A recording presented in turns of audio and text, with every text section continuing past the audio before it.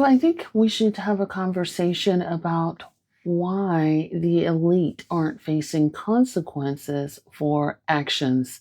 Hi, my name is Dr. Natalie Jones. I'm a licensed therapist, and I wanted to come on and have a conversation. I know that there's probably a lot of people out there wondering, there's been some concerns in the news this week about the wealthy and elite committing some atrocious actions or aligned with some atrocious people.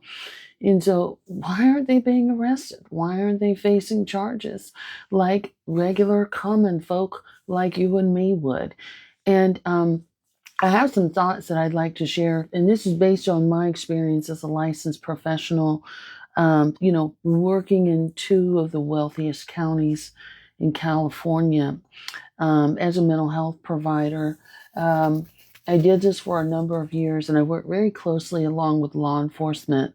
Um, in these two counties. And so first of all, I'll tell you a little bit about, just even my process and even having to work with people in these counties. Sorry, my hair's looking a little. But, so you have to go through a rigorous process to even get hired on. Background checks, all nine. And I will say, having worked in corrections and doing that whole security clearance, working with the elite, I had to go through more of a security clearance than I did in working in corrections. So you do the background check, uh, and a lot of times, I don't know how it is anymore, but when I did it, you had to be cleared to work both um, in psych emergency and in the jail because a lot of times that would be interchangeable. So you have to go through security clearance to work at the jail. And when I had to do that, I remember that, they would send an officer out and they would interview my neighbors. So they interview people around where I live just to see where my character was. They look up not just my background, but the background of my family. I had to take a 4-hour lie detector test, where they hook you up, all of that, and they ask you all sorts of crazy questions, 4 hours nonstop. I had to provide several references, and they followed up on every single one of them, all of that kind of stuff. So that just to even get hired on. And so one of the first things I will tell you in terms of, working with the wealthy, there's a couple of different things. So first of all, anytime the police responds, they automatically get a different type of treatment. So they're walking with kid gloves and things like that. Whereas again, in the regular community, police comes out, they're maybe going to make an arrest. They're going to serve citations, restraining orders, and things like that. That is not the case with the elite. Um, so they get a different type of response from law enforcement, where law enforcement usually responds first. Their whole thing is to problem solve, strategize, talk down, and take the least invasive or confrontational approach. So keep that in mind. And that is where, someone like me comes in. So, for example, there's a number of burglaries and drug related crimes and things like that that occur with the elite and the wealthy. But are they going to jail? Are they going to have their house searched and their car searched? Chances are probably not. This was my experience from back then. So instead of them, if they're driving under the influence or they've had some sort of wild crash out party and they're on some drug, they're going to bring them to psych emergency. Hey, let them sober up. And the police oftentimes would try to dictate what would go down in psych emergency, because they want to take the path of least resistance. This is so and so's son, so and so's wife, whatever the case may be. So they would try to dictate and tell us what to do. There's a fine line between, doing what it takes to keep the community, aka law enforcement, happy, and then also doing what, hey, I have a license, whereas law enforcement does not. So, there's certain things that are required by law in order for someone like me to keep a license, whereas law enforcement, they have a different set of policies that they have to follow. So my license does not allow me to be buddies with the chief of so and so's son and not follow the protocol of my license if someone is in danger, for example. And certain actions cannot be swept under the rug.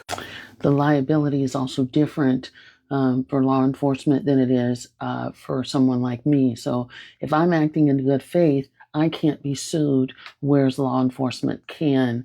So there's a different set of criteria. They can't be sued in terms of good faith, but there's a they kind of handle the elite with white gloves, if so to speak. So, I would say that I see, and I've worked with all sorts of communities, including the poor and incarcerated and so forth. I would say I see more drugs and more break-ins in the elite community. And, it would really surprise you in terms of, just generally speaking, kids and teenagers, sons of, daughters of, usually are going to have, all kinds of designer drugs and things like that. So, Tyler in the Hills, this is a hypothetical name, is probably going to have drugs at the next party. And so they're going to be introducing things that are like you've never heard of before. So anything that's a first that's on the market, they're going to have it. Unfortunately, a few kids are probably going to fall out or have adverse reactions to that. And then they're going to come to psych emergency, and that's going to be kept quiet and swept under the rug. So mental illness and substance abuse is handled differently. So they come to us, they dry out, and then they go back out into the world. Then you have, you would have people that would break in. A lot of times, your break-in suspects are not your usual suspects, but also too with people who break in to the wealthy homes, and a lot of times it would be somebody's wife. A lot of times you have wives that do this. In my experience, when their husbands leave them, usually for a younger woman. So what you have is neuroses is what's traditionally called. And neuroses is basically when there's an emotional cry for help, after a stressful situation, which would tend to happen. Like if someone's wealthy husband left them, then you would have a wife that would just break into someone's home randomly. And this happened quite a bit. But did she ever see jail time? Mm-mm. So these are people that never ever see jail time. So they come to psych emergency, they stay for a day or two, and then we clear them to go back home, and quiet is kept, and so on and so forth. And even in some places where I've worked, we actually have a criminal justice unit on the floor, which is where officers come in and, let's say if it's like a unaliving or whatever, then you have officers that stand outside the door, and they monitor them for the duration. But again, things are usually pretty quiet.